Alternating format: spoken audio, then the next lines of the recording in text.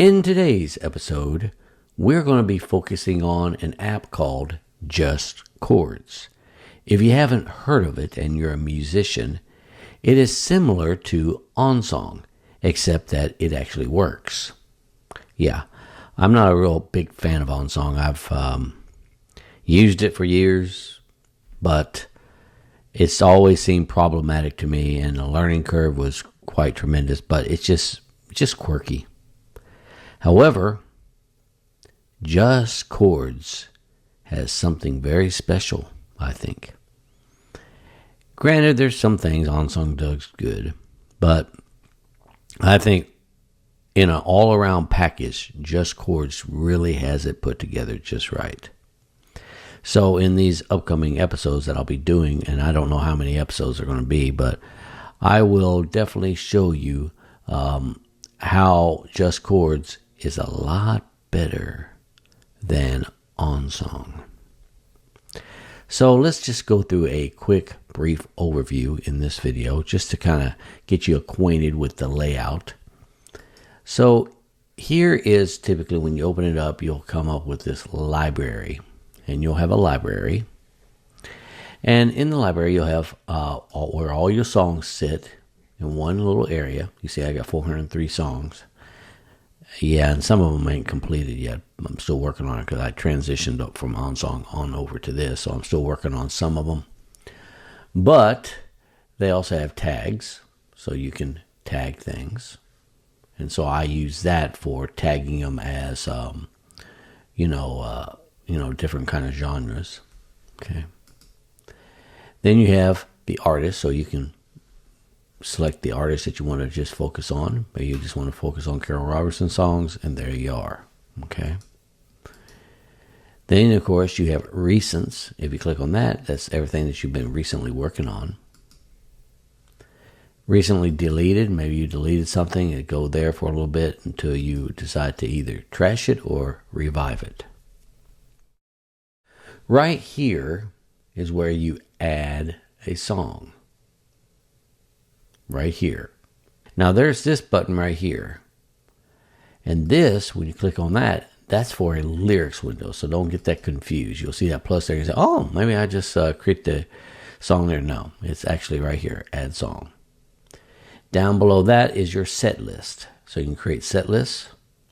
Down here you also have under tools, tuner, metronome, and chord library, which is very helpful.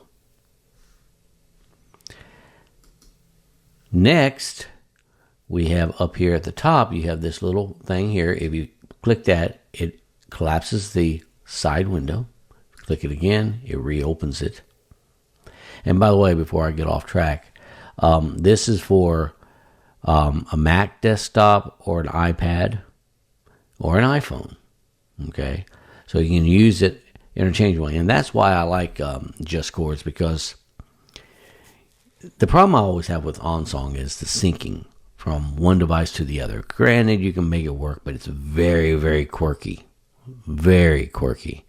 And let's say I wanted to on OnSong go in there to edit a song. I got to go through this long rigmarole of trying to get it synced up with that certain site that I got to go to be able to do it. And then sometimes it doesn't really save it, and then there's an error. And anyways, needless to say, it's a nightmare. And then sometimes it doesn't even save it. So I'll go over to iPad and it's not even there, but it's still in here. Yeah, it's just nonsense, really, to be honest with you. Their syncing is just leaves a lot to be desired. Yeah. So just wanted to put that out there real quick. So, like I say, you have that there. Then, of course, you have this for the lyrics window. When you click on that, it opens up a lyrics window, and we'll go into that at a later date. This right here, you think refreshes the page, but all that does is reload your library. And then right here, these little dashes here is your main menu. And in your main menu, you have what's new. So you can see what updates have transpired and what actually was in the update. You got a help, a feature request. Maybe you want to, hey, I think this would be a good feature for y'all to do. And they'll, think about it if it's going to fit with their plan. You can buy them a coffee. And this currently we're on version 8.7. You have appearance section, so you can change the appearance and library and the kind of notation you want. You can switch it to dark mode if you want. I'm not a fan of dark mode.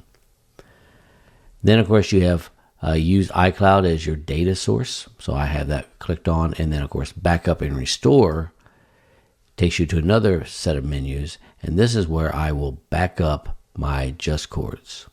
Okay, which I'm going to go ahead and do now, since I haven't done it with my weekly review yet. So that is basically the settings there. Of course, you also have enable MIDI, reconnect MIDI source, and then you got a Discord community, and then some email supports down here, and then license info. Okay, so that's all of that right here. Now, of course, over here to the right, when you click on a song, so let's say, for instance, I click on A House of Gold. Okay, you have a little edit thing here, so you can edit the song by just clicking on that. When you do that, it pulls this up, and you go ahead and start editing your song or even creating a song. You can look at the details. Maybe you want to add some stuff in here for the details. Okay.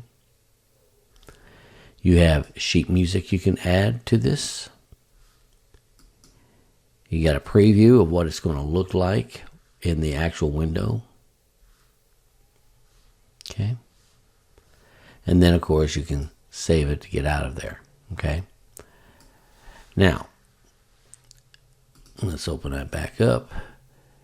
And now you have this little wheel here. And this wheel will, by the way, JustChords likes to be in this dimensions on your Mac. On the iPad, you don't have no restrictions. It's just set to the width and height of your iPad. But with JustChords on your desktop, it's a little problematic trying to get it to be any more size than this. Okay, you can probably stretch it out like that if you want. So when you click on this, you have your settings for that song you're working on.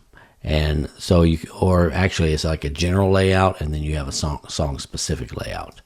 So these are things you can edit inside of your settings for your songs. And then, of course, here you have some more cool stuff that you can do with your song. Okay. Like, for instance, you see how this song here, A House of Gold, was transposed to G, capo 3. Okay. So what that means is that it's going to start off in E. I put my capo on the 3rd fret, and so therefore it has gone to G. But why does it say transpose? Because if you look at some of my other stuff here, it might say transpose there, but here it doesn't say transpose. But yet it still says key of B flat and capo 3. Well, that's because the original song was written in a certain key, and I transposed it myself to G because I'd rather play it in G than what the original key was for this song. Maybe because I don't know that many chords, and so it's just easier for me to play it in G with a capo on the 3rd fret and start off in E and play those chord progressions. Is just easier for me, right? So you can transpose your songs really easily by going to the edit and then going up here, and you can rewrite your song into a certain key that you want. Okay. And then also here you can transpose it to whatever key you want. See, the original right here of this song was F. Now, granted, I could have put my capo on the 1st fret and played it in E, but I typically like to sing the song in G, so I transposed it from the original to where I wanted it. And then there's the capo where you can select your capo, and then when you select this right here, it'll dictate how these chord progressions go. So typically what I do is I'll import from, let's say, that guitar tabs site or wherever. I'll import my song into there, and then I will go with the original chords or key that it was written in. Like, for instance, this one was written in F, so they would start off at F and go into B flat and all that other stuff, right?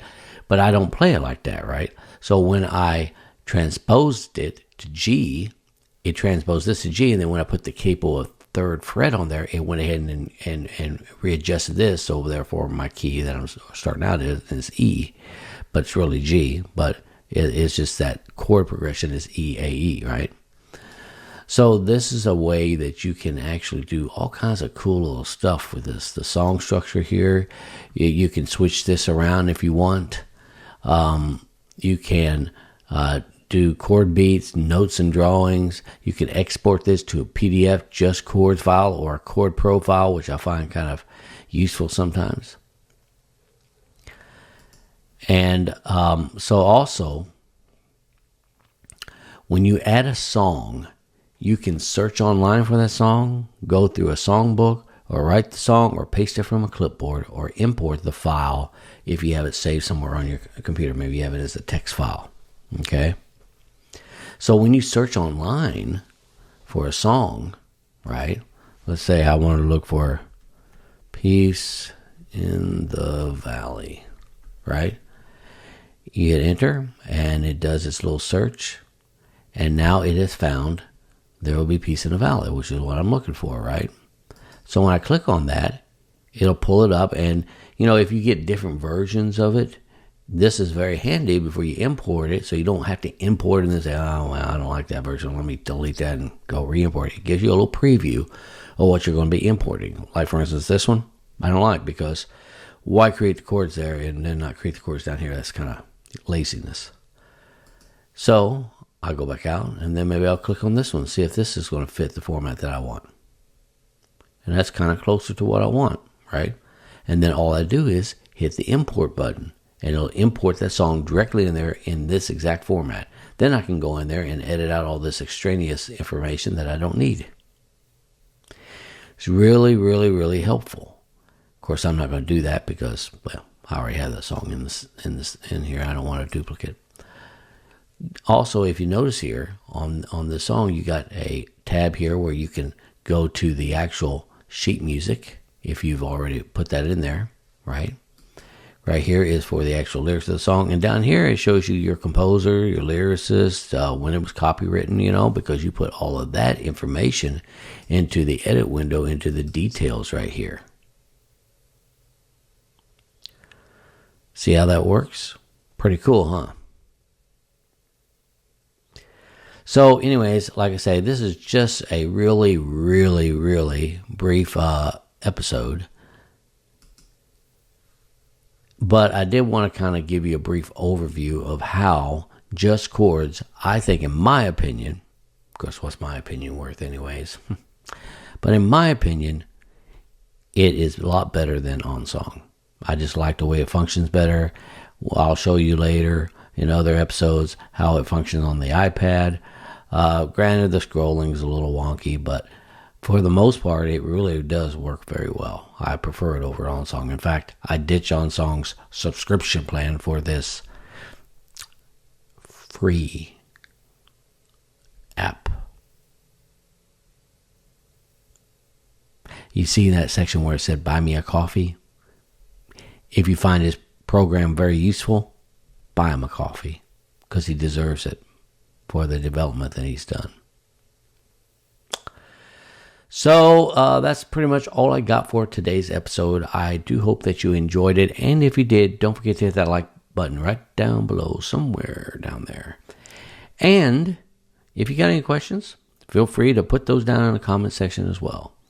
Also, if you haven't subscribed to my channel yet and you want to see more of these type of videos, make sure you hit that subscribe button and the notification bell.